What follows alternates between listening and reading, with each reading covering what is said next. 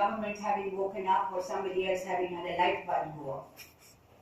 This has been based on struggles, on fights, on long journeys where we fought against the injustices which are embedded, and we come back to what Dave talked about as fix the culture. Sounds easy, it's the toughest thing that anybody can do. It also happened, and it was helpful, that my own personal trajectory has tended to bridge two completely different worlds. I've been married to somebody in naval uniform. He's now been out of that uniform for the last 23 years. But it's a journey that we undertook, and we've spent 50 plus years together. Tough, full of fights and arguments and all the rest of it. But it was that structure, in a sense, that also pushed my explorations into a very different world. A world of women's rights, of looking at poverty, of looking at education, of looking at human rights. And you can understand, therefore, why there were so many disagreements. Because in the armed forces, you come from a very different, very tightly structured, formal, disciplined kind of an institutional culture.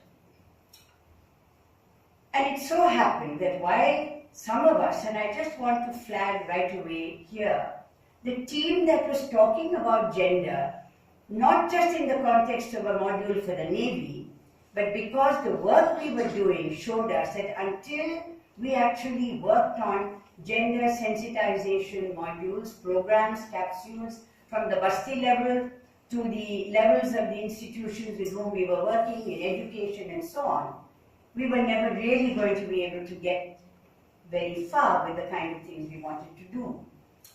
So I want to come back briefly to Martha, because of whom we are all here today. So there was a team of Martha Farrell, Preeti Jain. Preeti, please stand up, let people just say hello to you, and these were the pioneers. Shweta, who I gather now is doing something very different. And our missing member, who is not here, Faisal Al-Qazi.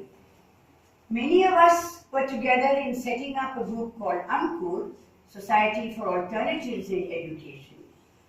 But then when we came up with the need for actually sensitizing a whole service and men in uniform, by that time, 4 of this team were working already on a group called Creative Learning for Change, am I right? So when in 1990, again, as I said, these were all kinds of interesting connections and coincidences in a way. My husband took over as Chief of the Navy. Ankur had already been in existence for nearly 10 years. There was a women's organization which I goaded and pushed within the Navy to say, hey, we need to be looking at gender. The decision of the government to induct women into the armed forces happened in 92. Therefore, I requested Creative Learning for Change. Say, well, let's see if we can come up with a module.